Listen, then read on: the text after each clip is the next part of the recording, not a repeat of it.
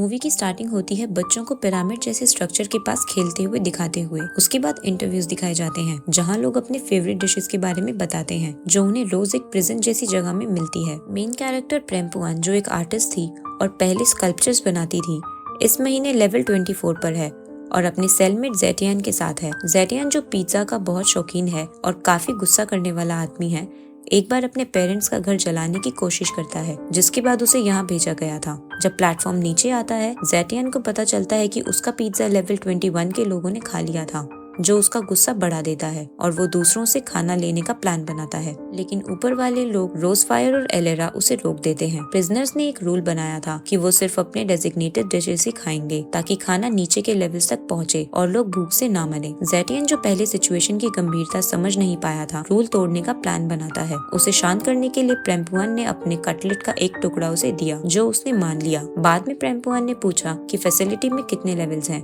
रोजफायर ने बताया कि यहाँ 333 लेवल्स हैं और ये भी बताया कि जिंदा रहना सिर्फ तब मुमकिन है जब रूल्स को फॉलो किया जाए। प्रिजन में जो लोग फूड शेयरिंग रूल फॉलो करते हैं उन्हें लॉयलिस्ट कहा जाता है और जो रूल तोड़ते हैं उन्हें बारबेरियंस कहते हैं। लॉयलिस्ट बारबेरियंस को मार कर सजा देते हैं। जब लेवल 21 पर किसी ने जेटियन का पिज्जा खाया तो लॉयलिस्ट ने अगले दिन उसे कन्फ्रंट करने का प्लान बनाया। जब लॉयलिस्ट अटैक करते हैं, लेवल 21 का आदमी उन्हें हराकर प्लेटफॉर्म के साथ नीचे चला जाता है। रोजफायर वेपन बनाने का सजेशन देता है, जिससे जेटियन घबरा जाता है। जैसे ही प्लेटफॉर्म 24 पर पहुंचता है, लड़ाई की वजह से खाना लेवल 23 पर गिर जाता है, जिससे टेम्परेचर काफी बढ़ जाता है। इस केओस में एलेरा जलते हुए नीचे गिर जाती है। प्रेमपुआन एलेरा को बचाने की कोशिश करती है, लेकिन वो फेल हो जाती है। इस बीच रोजफायर बारबेरियन से लड़ता है जब प्लेटफॉर्म फिर से नीचे गिरता है और उनके लेवल पर खाना गिर जाता है। वो जल्दी से खाना प्लेटफॉर्म पर वापस डाल देते हैं ताकि और कोई खतरा ना हो। जेटियन सब कुछ देखता रहता है, जो उसकी कावर्डनेस को दिखाता है। प्रेमपुआन बारबेरियन को बांध देती है और रोजफायर से पूछती है कि इनके साथ क्या करना है। रोजफायर जवाब देता है, तुम कुछ नहीं करोगी, मैं इसे मास्टर के पास ले जाऊंगा। यहाँ हमें पता चलता है कि मास्टर वही है जिन्होंने रूल्स बनाए। वो एक ऐसे लेवल पर थे जहाँ कोई खाना नहीं था और जिंदा रहने के लिए उन्होंने अपना ही पैर काट लिया था और दूसरों के साथ शेयर किया था। इनके फॉलोअर्स अब जो नोटावंस कहलाते हैं, उन्हीं रूल्स को फॉलो करते हैं। जब रोजफायर एलेरा की बॉडी डिस्पोज करने जा रहा होता है, जेटियन उसे खाने का सजेशन देता है, लेकिन रोजफायर इस आइडिया को रिजेक्ट कर देता है और कहता है कि ये इलीगल है। एलेरा की बॉडी को होल में डाल दिया जाता है जो नीचे बेसमेंट तक पहुँचता है, जहाँ भूखे लोग उसे खाते हैं। अगले दिन प्लेटफॉर्म नीचे आता है और जेटियन को उसका पिज्जा मिलता है क्योंकि ऊपर वाले बारबेरियंस मार दिए गए थे। रोजफायर अपना खाना खाता है, लेकिन एलेरा का खाना टॉयलेट में डाल देता है, ये समझाते हुए कि डेड लोगों का खाना खाना रूल्स के अगेंस्ट है और दूसरों के लिए अनफेयर होगा। ये बात जेटियन को गुस्सा दिलाती है, लेकिन रूल्स काफी इम्पोर्टेंट होते हैं। रोजफायर बारबेरियन को प्लेटफॉर्म के साथ ले गया, सबको वार्निंग देते हुए कि रूल्स फॉलो करो। टाइम के साथ प्रेमपुआन और जेटियन अच्छे दोस्त बन गए, लेकिन एक दिन जेटियन ने सीक्रेटली एलेरा का खाना खा लिया। महीने की आखिरी रात जेटियन ने प्रेमपुआन को अपनी बात बताई, ये कहकर कि वो उतना बेकार नहीं था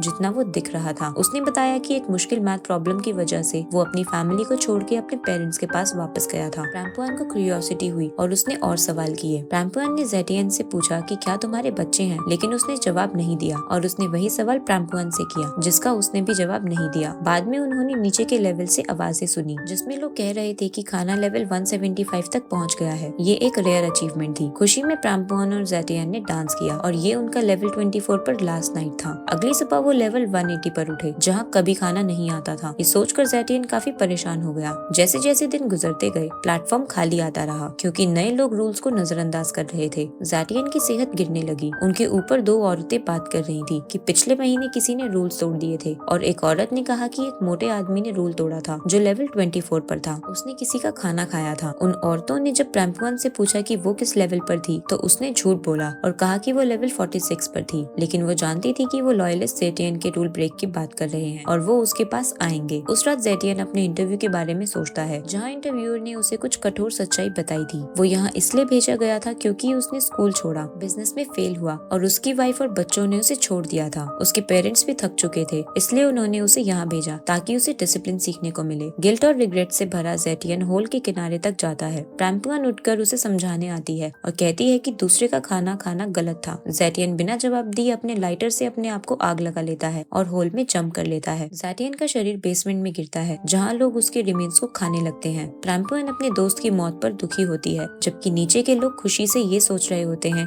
कि एक आदमी कम होने से उनके लिए ज्यादा खाना हो सकता है। अगले महीने प्रैम्पुअन लेवल 51 पर पहुंचती है, जहां उसकी सेलमेट सहाबत होती है जिसका एक हाथ होता है। ये सहाबत का पहला दिन है, तो प्रैम्पुअन ध्यान से उसे रूल समझाती है। जब प्लेटफॉर्म नीचे आता है, सहाबत प्रैम्पुअन की दिए गए इंस्ट्रक्शंस को बिल्कुल वैसे ही फॉलो करती है। उस रात प्रैम्पुअन को हेलुसिनेशंस होने लगती है और उसे ज़ैटियन दिखता है। अगले दिन लेवल 54 पर एक बारबेरियन के होने की अफवाह फैल जाती है, जो पहले टॉप के किसी लेवल पर रहता था और अब लॉयलिस्ट बन के दिखा रहा है। ग्रुप डिसाइड करता है कि उसे मार देना चाहिए, क्योंकि ऐसे लोग हैं जो खाने की कमी का कारण बने, और ज़ैटियन की मौत का भी। प्रैम्पुअन, जो ज़ैटियन की मौत के लिए उन्हें जिम्मेदार समझती है, उनके साथ जाने का फैसला करती है। अगले दिन ग्रुप अपना प्लान एग्जीक्यूट करता है और सहाबत प्रैम्पुअन के साथ चलती है, लेकिन लेवल 52 के लोग उन्हें रोकने की कोशिश करते हैं और वार्निंग देते हैं कि ऐसे एक्शंस रूल तोड़ते हैं और ऊपर लेवल्स तक मैसेजेस पहुंचाने की कम्युनिकेशन चेन को तोड़ देते हैं। उनके प्रोटेस्ट के बावजूद ग्रुप आगे बढ़ता है और एक शख्स चेन को प्रिजर्व करने के लिए पीछे रह जाता है। जब वो लेवल 54 तक पहुंचते हैं, ग्रुप बारबेरियन पर हमला करता है, लेकिन वो उन सबको हरा देता है। जैसे ही प्लेटफॉर्म नीचे उतरता है, वो सहाबत को अपने साथ खींच लेता है और उसे मारने वाला होता है, लेकिन प्रैम्पुअन उसे बचाने के लिए कूदती है। नीचे एक डिसेबल्ड लड़का ये सब देख रहा होता है। नीचे लेवल पर एक बूढ़ा आदमी बारबेरियन को रोकने की कोशिश करता है, लेकिन वो मार दिया जाता है। प्रैम्पुअन बारबेरियन पर हमला करती है, उसे चोट पहुंचाती है, लेकिन वो उसे मार नहीं पाती। बारबेरियन अपनी जान बचाने के लिए भीख मांगता है, बताता है कि वो भी दूसरों की तरह 1 साल से यहाँ फंसा हुआ है और जीने की कोशिश कर रहा है। फिर प्लेटफॉर्म नीचे उतरता है और वो बारबेरियन को अपने साथ ले जाता है। सहाबत का लड़ने का तरीका ये दिखाता है कि ये उसका पहला महीना नहीं है। वो बताती है कि वो 6 महीने पहले आई थी और उसका एक सेलमेट था जिसका नाम किकास था, जिसे उसने यहाँ के रूल सिखाए थे। एक दिन उन्होंने एक आदमी को देखा जो भूख से मर रहा था और उन्होंने उसे एक मरे हुए इंसान का मांस खिलाया। और फिर एक दिन दागिन बाबी नाम का एक आदमी आता है जो अपनी भयानक सजाओं के लिए जाना जाता है। उसने एक बार सहाबत का हाथ सजा के रूप में काट दिया था। सहाबत को बचाने के लिए किकास ने बाबी पर हमला किया और उसकी दोनों आंखें निकाल दी। इसका बदला लेने के लिए बाबी ने बिना कपड़ों के किकास को प्लेटफॉर्म से बांध दिया, जहाँ नीचे वाले लोग उसे जिंदा खाने लगे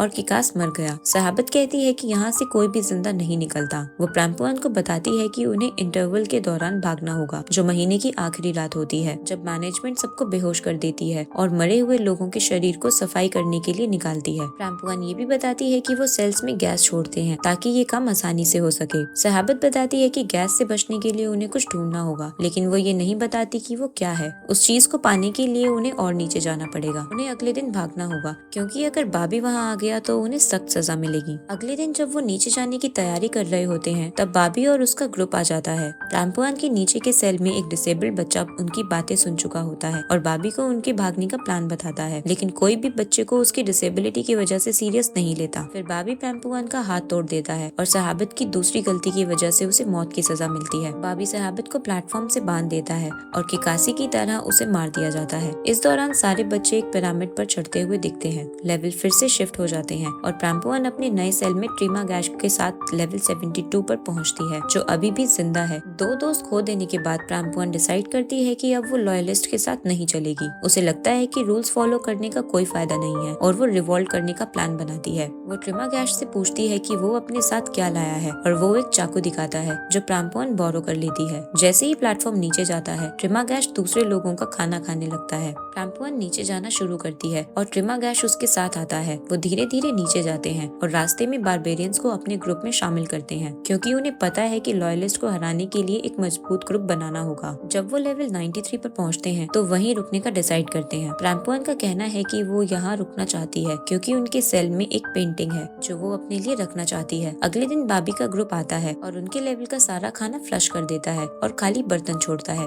बाबी उन्हें वार्न करता है कि अब से प्लेटफॉर्म खाली आएगा और जब वो भूख से कमजोर हो जाएंगे, उसका ग्रुप नीचे आके उन्हें मार डालेगा। इस पर ट्रिमा गैश धमकी देता है कि अगर उन्होंने खाना नहीं दिया तो वो नीचे लेवल के लॉयलिस्ट को मार के खाएंगे। बाबी चुप हो जाता है। दिन गुजरते हैं। जैसे जैसे वो लेवल 93 से लेवल 305 तक पहुंचते हैं, वो लोग लॉयलिस्ट जर्नलिस्ट को मार के खाते जाते हैं और आराम से जीने लगते हैं। आखिरकार बाबी का ग्रुप अटैक करता है और उनकी बहुत खतरनाक फाइट होती है जिसमें कई लोग मारे जाते हैं। ट्रिमागैश एक बिस्तर के नीचे छुप जाता है। वहीं दूसरी तरफ एक आदमी प्राम्पुआन पर अटैक करता है और उसे मारने लगता है और पूछता है कि पेंटिंग उसके लिए इतनी जरूरी क्यों है। पीछे से ट्रिमागैश प्राम्पुआन को उसका चाकू दे देता है जिसे वो यूज करके उस आदमी को मार देती है। अब सिर्फ प्राम्पुआन और ट्रिमागैश ही सेल में जिंदा बचते हैं और बाबी बहुत ज्यादा इंजर्ड होता है। बाबी प्राम्पुआन से कहता है कि वो उसे मार दे और सब खत्म कर दे, लेकिन वो मना कर देती है और नीचे के लेवल्स पर फेंक देती है। अब प्राम्पुआन अपने पास्ट के बारे में सोचती है। जब वो एक स्कल्पचरर थी, उसने एक बार एक कुत्ते की मूर्ति बनाई थी जो जानवरों की उपेक्षा के खिलाफ प्रोटेस्ट था और उसके पंजे तेज रेजर से बने थे। ये स्टैचू एक एग्जीबिशन में दिखाया गया था जिसमें कई लोग आए थे। एक दिन उसका बॉयफ्रेंड उनका बेटा लेकर आया था, लेकिन खेलते वक्त उनका बेटा स्कल्पचर पर गिर गया और रेजर्स की वजह से उसकी मौत हो गई। प्राम्पुआन अपने आप को गिल्टी मानती है क्योंकि उसी ने स्कल्पचर के आसपास सेफ्टी लगाने से मना किया था और इसीलिए वो प्रिजन आई थी ताकि अपने आप को सजा दे सके। महीने के आखिरी दिन प्राम्पुआन भागने की तैयारी करती है और ट्रिमागैश से कहती है कि वो उसका साथ दे, लेकिन वो मना कर देता है। प्राम्पुआन पेंटिंग का एक टुकड़ा निगल लेती है जिससे उसे सांस लेने में मुश्किल होती है, लेकिन वो होश में रहती है और उस पर गैस का कोई असर नहीं होता। उस रात मैनेजमेंट फ्लोर साफ करने आती है। जेल में ग्रेविटी 0 हो जाती है जो इस बात का इशारा है कि ये शायद स्पेस में लोकेटेड है। प्राम्पुआन को डेड समझकर मैनेजमेंट उसे दूसरी लाशों के साथ बांध देते हैं और बेसमेंट की तरफ धकेल देते हैं। इस दौरान बच्चों का ग्रुप फिर से दिखाई देता है। एक लड़का पिरामिड के टॉप तक पहुंचता है और 2 लोग उसे अपने साथ ले जाते हैं। तब प्राम्पुआन अपनी आंखें खोलती है, अपने आप को फ्री पाती है और लेवल 333 के एक कोने में छुप जाती है। वो वही बच्चा देखती है जो पहले ले जाया गया था और अब सो रहा है। जब मैनेजमेंट चली जाती है तो प्राम्पुआन डिसाइड करती है कि वो उस बच्चे को अपने साथ ले जाएगी, लेकिन उसके सर पर चोट लग जाती है और वो बेहोश हो जाती है। अगले दिन प्राम्पुआन बच्चे को प्लेटफॉर्म पर रखती है और उसे बेसमेंट ले जाती है जहाँ कई और लोग इकट्ठा हैं। वो लोग उसे कहते हैं कि उसका टाइम खत्म हो गया है और उसे बच्चे को जाने देना होगा क्योंकि उसके पास जीने का एक और चांस है। बेसमेंट में वो ज़ादियान और सहाबत को देखती है जो ये इंडिकेट करता है कि शायद प्राम्पुआन सर की चोट की वजह से मर चुकी है। कई लोग प्लेटफॉर्म का इस्तेमाल करके भागने की कोशिश कर रहे होते हैं और वो हमेशा एक बच्चे को साथ ले जाते हैं जो उनकी गिल्ट का प्रतीक है। बच्चे ऊपर जाते हैं जबकि बड़े बेसमेंट में ही रहते हैं। लास्ट सीन में प्राम्पुआन एक ऐसी जगह पर पहुंचती है जहां गौरेंग की आत्मा मौजूद होती है। वो गौरेंग से पूछती है कि वो वहां क्या कर रहा है और दोनों एक दूसरे को हक करते हैं जो ये सजेस्ट करता है कि गौरेंग शायद उसका बॉयफ्रेंड रहा होगा और इसी के साथ मूवी एंड हो जाती है।